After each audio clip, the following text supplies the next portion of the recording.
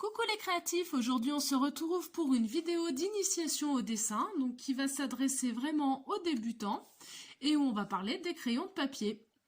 Donc si vous vous êtes toujours posé la question quel est le matériel de dessin qui m'est nécessaire pour dessiner, eh ben j'ai envie de dire tout est là, voilà. Mais on va pas arrêter la vidéo à ce moment-là, ce serait un petit peu dommage. Donc du coup, pour les crayons de papier ou mines de plomb dans certaines régions, il faut savoir qu'en fait, ils ont des niveaux de dureté pour les mines et que donc vous allez retrouver des mines allant du 9H au 9B. Donc moi, je n'ai pas toute la panoplie. Néanmoins, je vais quand même vous montrer un petit peu ce que je possède pour pouvoir vous expliquer à quoi ça va vous servir d'en avoir plusieurs. Et si vous n'en avez pas plusieurs, comment pouvoir pallier un petit peu à tout ça. Donc, les mines se situant dans les H, donc le 9H étant le plus dur, donc moi j'ai du 2H ici, vont vous permettre d'avoir des traits qui vont être un peu gris clair. Donc ça va être bien en fait pour pouvoir faire des teintes de base, on va dire, et puis forcément, donc plus vous allez monter dans les H et plus le gris sera clair. Donc là, moi, j'utilise rarement ce type de mine. Donc du coup, je me suis contentée d'un 2H et puis ça me va très bien. Après, je me dis que si je veux faire plus fin, eh ben, j'ai qu'à moins appuyer. Parce que donc ce sera aussi une technique, quand on n'a qu'un seul crayon, on varie la pression. Et puis le nombre de passages. Mais on en parlera après dans les ombres. Donc là, ceci est un 2H. Après, vous avez celui que tout le monde connaît et que tout le monde a à l'école, le HB. Donc là, moi, entre-temps, là, je vous montre ce que moi j'ai, mais ce qu'il faut savoir, c'est qu'en fait, entre le 2H et le HB, il y a le H normal. Donc là, on est sur du 2H. Là, on est sur du HB, et que normalement, entre, il y a le H et le F.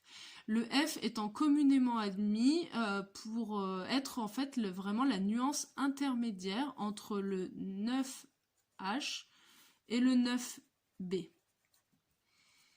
On a toujours pensé qu'en fait le HB était celui qui était le plus neutre, entre guillemets, mais en fait non, la mine est toutefois un peu plus tendre que le F, du coup ça fait que le HB, pour moi, est un petit peu plus polyvalent.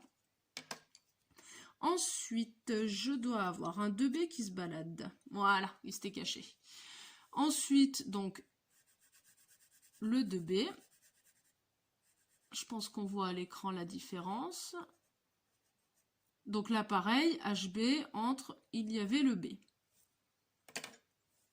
Ensuite, moi, j'ai un 4B. Alors c'est vrai que plus on monte dans les B et plus les nuances sont pas forcément flagrantes en fait. Mais je vous promets qu'elles ont un intérêt. Donc entre, il y a le 3B. Donc là, tous ces crayons-là, je les ai trouvés à Carrefour, donc ça ne nécessite pas de se prendre la tête. Alors Carrefour ou autre, hein, n'importe quel supermarché vous proposera ce type de crayon. Mais par contre, alors je ne sais pas si ça a évolué depuis, pour les deux autres qui sont quand même nettement plus gras, notamment donc le 6B et le 8B, ils ont été trouvés dans des magasins de loisirs créatifs. Ils sont un peu plus spécifiques et peut-être un petit peu moins disponibles dans les magasins, dans les grandes surfaces, quoi.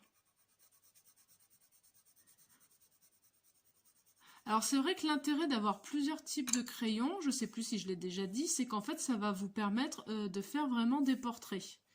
6B, donc là entre temps il y avait le 5B. Hop. Et moi ça m'a vraiment révolutionné mes portraits à partir du moment où j'ai pu faire notamment les arêtes, vous savez, sous le nez là. Donc les narines et puis un petit peu les arêtes.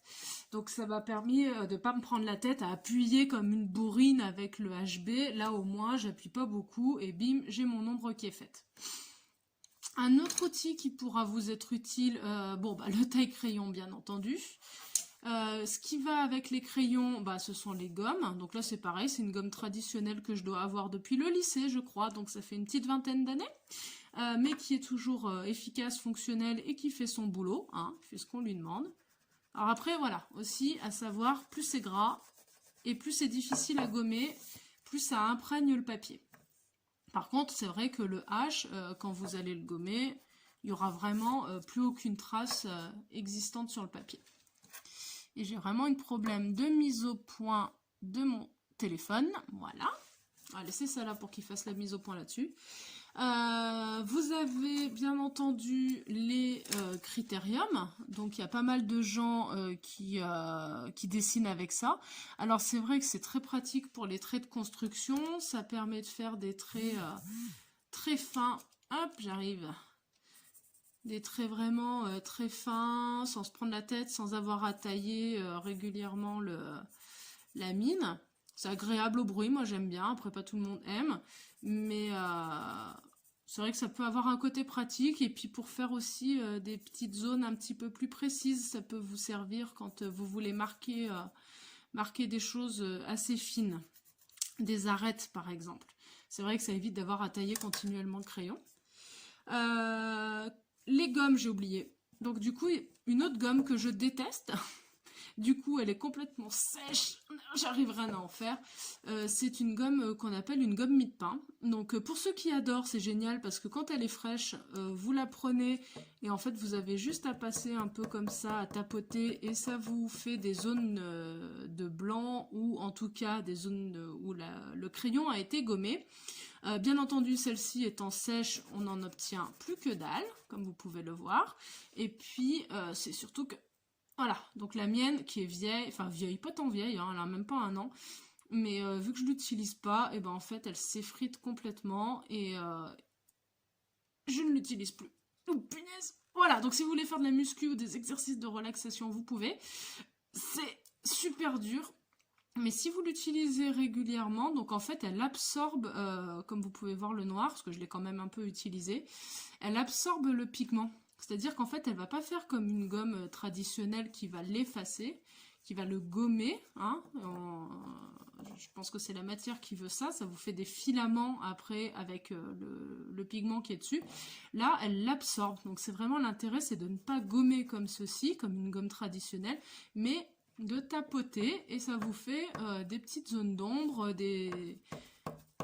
Bon là ça marche vraiment pas parce que je vous dis elle est pourrie, mais ils font les mêmes en noir aussi. Je sais pas si ça apporte une quelconque nuance, en tout cas ça donne moins un aspect crade.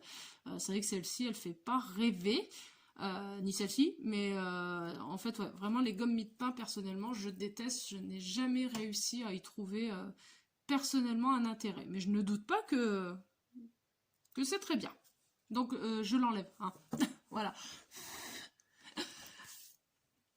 Donc ça c'était pour les crayons. Et du fait, donc pour les ombres, parce que du coup on va aussi parler un petit peu des ombres, c'est ce qui va donner du volume. Donc mettons une boule. Hop. Si vous voulez donner l'impression que la lumière vient d'ici, donc en fait vous allez griser la partie inférieure qui est donc la partie ombrée. Vous pouvez repasser plusieurs fois au même endroit pour apporter plus de noirceur et donc plus de profondeur à votre dessin. Et donc l'idée c'est vraiment de suivre la forme de l'objet. C'est-à-dire que si du coup vous faites des traits verticaux comme ça, bah ça va, et surtout droit, en fait, ça va pas donner du tout l'impression que votre ombre, elle vient d'ici. Il faut vraiment que vous suiviez, il faut imaginer que donc c'est une boule, donc l'ombre, elle va suivre aussi la forme de la boule. Hein, sinon, vous n'allez pas réussir à rendre l'impression d'épaisseur et surtout de volume. Et sachant que donc plus on s'éloigne de la lumière et plus donc on noircit. Plus la zone est censée être cachée et plus donc on noircit l'objet. Mais on refera un exercice dans la prochaine vidéo. Ce qui peut vous permettre également du coup de donner vraiment cette impression d'existence en fait, hein, qu'on n'est pas vraiment sur un objet virtuel, c'est de vous dire que vous avez donc une ombre, vous tracez une ombre qui va dans le sens de la lumière, hein, la lumière vient ici, bim, ça tape là. Et là, donc, on a la projection de l'objet qu'on va faire au départ de la base vraiment de l'objet, et sachant que plus on est proche de l'objet et plus c'est noir. Donc c'est vrai qu'il y a aussi un système de dégradé votre objet, il a une vie, entre guillemets, et votre ombre aussi. Donc ça donne vraiment l'impression qu'il y a matière et que donc ça se reflète sur, en l'occurrence, par exemple, une table. On va essayer donc avec un carré. Donc là, c'était une façon de faire. Donc je passe plusieurs fois. Et je ne sais pas si vous avez fait attention, mais en fait, je passe dans plusieurs sens. Donc, si vous passez dans une zone, vous pouvez faire des hachures. Donc si je fais des hachures dans ce sens-là, vous voyez donc qu'elles sont plus fines. Enfin, qu'elles sont plus claires. Si je les multiplie, bah, vous voyez que ça fonce. Et donc on peut faire des dégradés juste en multipliant le nombre de passages, comme vous pouvez le voir. Là j'appuie un petit peu plus parce que même avec le nombre de passages, eh ben, ça ne change pas grand chose. Et pour finir, j'appuie vraiment. Donc ça c'est pour vous montrer qu'avec un seul crayon, donc là c'est le crayon HB, hein, donc juste avec un crayon, vous pouvez vraiment donner cette impression quand même d'ombrage. Et c'est comme ça que vous allez faire que votre objet va exister, que votre portrait va exister, que les choses vont prendre une autre dimension. Quand on est à l'école, c'est vrai qu'on apprend à dessiner, c'est bonjour, voilà, boum.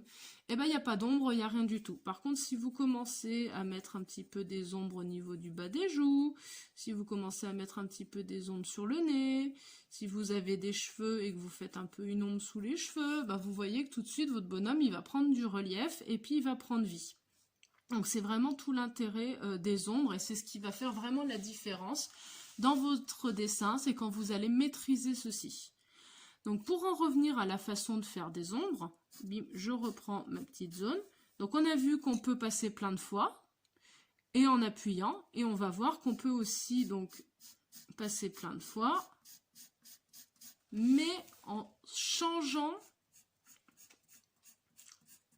l'axe de mes traits. Donc là j'étais verticale, je passe horizontal. Sur cette zone, je vais passer en diagonale aussi. Et puis sur la dernière, je vais repasser aussi en diagonale. Et c'est vrai qu'on voit vraiment qu'il y a une évolution dans la perception de l'objet. Donc, enfin, de la perception de la teinte. Donc là, on est sur du plus clair au plus foncé. Et je suis passée donc une fois verticalement, une fois horizontalement, une fois diagonale. Pardon, dans l'autre sens, non c'est bon, comme ça, et une fois encore en diagonale, mais dans l'autre sens. Et tout s'accumuler va faire qu'en fait, la multiplication des traits, mais en plus dans des sens différents, va vraiment vous donner cette impression de texture. Pour les textures, vous pouvez faire également, il y en a qui appellent ça du pointillisme, donc, et on y trouve dans les trames de manga, donc vous faites des petits points, un peu partout, et vous allez voir naturellement que plus vous allez en faire, alors moi je déteste ça, mais que plus vous allez en faire et plus votre zone va vous sembler donc sombre. Donc ceux qui sont très motivés, bah voilà, bim, ils tapotent, ils tapotent, ils tapotent, ils tapotent un certain nombre de fois jusqu'à ce que leur objet prenne du relief. Je n'ai absolument pas la patience et ça me gonfle, donc je ne vais pas le faire, mais je vous invite vraiment, vous aussi, à essayer. Donc ça, c'était pour les ombres. Je crois que je n'ai pas d'autres méthodes en tête. Le hachurage, après, bien entendu, grâce à l'estompeur, vous pouvez, si vous trouvez que votre trait n'est pas assez... délayé, que c'est pas fluide, alors je vais peut-être pas prendre celui-ci parce que alors si on va prendre celui-là, donc je vais passer mon estompeur du plus foncé au plus clair et vous voyez qu'en fait ça lisse un petit peu tout ça, ça efface les traits de construction et on obtient un dégradé nettement plus doux en fait à l'œil. Et c'est vrai que ça, quand on fait des portraits suivant le style qu'on a, c'est vraiment ce qu'on recherche. Et parfois même j'utilise sans crayon du tout. Mon estompeur est déjà bien vécu. Je l'utilise comme ça pour marquer les zones que je souhaite ombrer, mais très légèrement et sans avoir de traces de traits par-dessous. Parce que mine de rien, ça laisse quand même un petit peu le grain du crayon, hein, ce qui est normal, le grain de votre papier aussi. Plus vous allez avoir un papier qui a du grain et plus ça va être visible. Et puis l'objet que vous avez dessous aussi, là, du coup on voit que ma table, elle a le vernis qui est un peu horizontal. Et du coup, on voit les traces, enfin, c'est pas le vernis, c'est les nervures du bois, donc on voit les traces des nervures du bois par-dessous. Je sais pas si c'est bien flagrant à la caméra, mais on voit un peu les traits qu'on peut trouver dessous sur ma table. C'est ce qu'on fait quand on est gamin, qu'on met une pièce de monnaie, qu'on passe dessus, et puis qu'on voit la face qui s'affiche. Donc en fait, c'est vrai que c'est vraiment le même système. Donc voilà. Une dernière petite chose, et puis je vous laisse tranquille pour vous amuser autant que vous voulez. Donc vous pouvez faire avec les cubes et tout. Votre crayon, de la même manière que vous pouvez jouer sur l'épaisseur, vous pouvez aussi jouer sur le fait qu'il soit taillé ou non. C'est-à-dire qu'un crayon, donc là s'il est taillé, je fais un trait comme ça. Mais par contre, si je le mets en horizontal, bon forcément je passais plusieurs fois, mais la mine étant plus large, en fait, ça vous fait quand même plus d'aplat. L'épaisseur n'est pas du tout la même, en fait. Là, hop. Là, on est sur un trait extrêmement fin de la taille d'un cheveu, et là, déjà, on est sur un demi-millimètre. Bon, après, j'ai pas appuyé beaucoup, vous allez peut-être pas assez voir. Voilà. Donc, du coup, vous pouvez aussi jouer avec ça pour quand vous dessinez. Donc, on parlera des lumières et tout pour la prochaine vidéo. En attendant, entraînez-vous, faites différentes formes, imaginez-vous d'où vient la lumière, et on en parlera la prochaine fois. Donc là, elle vient du dessus, bim, donc, et de gauche, donc cette zone-là, tout de suite, je sais qu'elle va être plus sombre. Et celle-ci, comme la lumière vient de gauche, il y a quand même quelques petites restes de lumière qui vont venir, donc elle sera moins épaisse, moins dense. Oula, je suis fatiguée aujourd'hui. Voilà. Donc je sais pas si ça se voit bien. Si vous trouvez que c'est pas assez marqué, et toujours avec l'idée de logique que comme la lumière vient du haut, bah là il y a forcément plus de lumière qu'en bas. J'en remets une petite couche en montant. Et là, de la même manière, je peux en remettre un petit peu. Même d'ailleurs un peu dans ce sens-là. Voilà. Et du coup, tout ça, ça donne vraiment de l'épaisseur à votre objet. Et là, tout de suite, ce qui n'était qu'un cube virtuel prend tout de suite sa matière et son volume. On peut mettre un tout petit peu comme ça, mais vraiment léger, parce que ça dépend vraiment comment est perçu, quelle est la puissance de la lumière. Mais l'idée, c'est vraiment de donner l'impression de matière. Voilà. Et puis, toujours pareil, donc là, les ombres.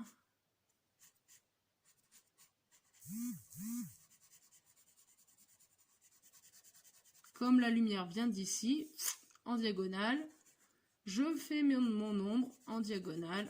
Et toujours pareil, foncé au niveau de la base et qui va en s'estompant.